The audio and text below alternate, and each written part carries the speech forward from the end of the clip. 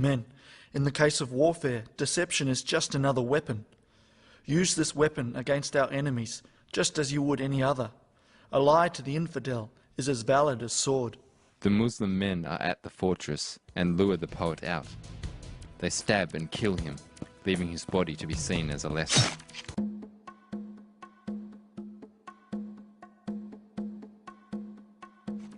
There is another raid on a rich caravan full of bars of silver and silver vessels. Muhammad is at the mosque for Friday prayers, giving a sermon on holy war. The Meccans are assembling outside Yathrib. I've had reports they have an army of up to 3,000. In a dream last night, I wore a coat of armour that was indestructible. I was riding on a ram backwards. I carried in my hand my sword, but it had a dent in it. There were animals I knew to be mine that were slain in front of me. This is what I believe my dream means. Yathrib is the indestructible armour. We will win our battle. The dent in my sword means that I will be struck. I will live. The slain animals are my men. The ram I am riding on is the leader of the enemy squadron. My revelation for you today is this. Prophet, urge the believers to fight. If there are 20 steadfast people amongst you, they will overcome 200. And if there be 100 steadfast persons, they will overcome 1,000 of those who disbelieve, because they are people who do not understand. The Muslim soldiers draw closer to the enemy forces. Fight them until there is no more fitna, and the religion will be for Allah alone.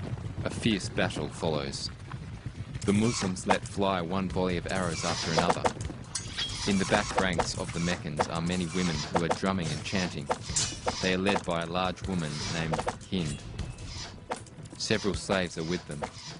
Hind talks to a slave named Washi. If you want to have your freedom, I have a challenge for you. You must track down the Prophet's warrior Hamza and kill him. I want you to spear him with your lance. I want to see the body. Then you will have earned your freedom. In the battle, Hamza is tracked by the slave Washi. The Muslims make progress and go forward down the hill. They break the enemy lines. Hamza was fighting with his sword when he was struck down by Washi's lance. Washi stood over Hamza, making sure he was dead. Then he went back to Hind. The combat is hand-to-hand, mostly. The horses are gone. A Quraysh horseman forces his way to the fighters near Muhammad. Where is Muhammad? He is my target. I don't want to live if he lives. He recognizes Muhammad and forces the horse next to him. He brings down the sword on Muhammad's helmet. A soldier put himself in the way of the blow and loses part of his hand. Muhammad screams and collapses as the blow dents his helmet and his face is pierced by the helmet. Muhammad's been killed. This passes through the field. The Muslims still fighting began to lose their will and draw back, making their way to higher ground. Anas, a Muslim fighter, advances into the fighting and passes two soldiers who have become dispirited. Why won't you fight? We have to keep going. We can't lose. Muhammad is dead. There's no point. What will you do now that he's dead? Get up and die like he did. We can join the Prophet if we fight and die. I can smell paradise. Come on. Anas goes into the thick of the battle and is massacred. After Muhammad is moved to safety, he slowly comes around and regains consciousness. He has a deep gash where the helmet cut into his cheek. A soldier bites some of the metal that is embedded in Muhammad's cheek. My friend, your blood has mixed with my blood. Hell's fire won't reach you now. Thank you. It's an honor, messenger of God.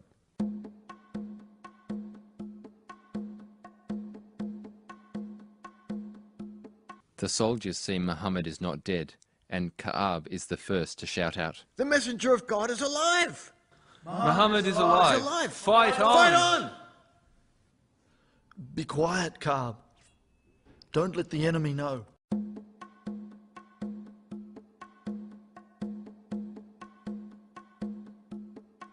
One of the Quraysh, Umayyah, is looking for the body of Muhammad amongst the dead.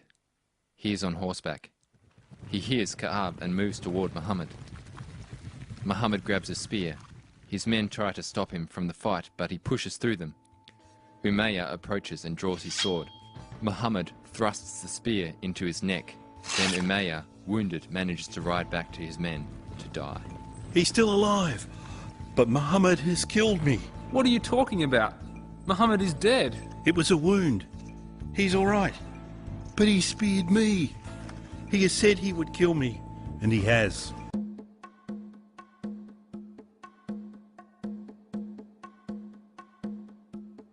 Muhammad is helped to a shallow pool of water amongst some rocks and washes his face. They make camp and perform noon prayers. Muhammad cannot stand and stays seated, so everyone else prays seated too.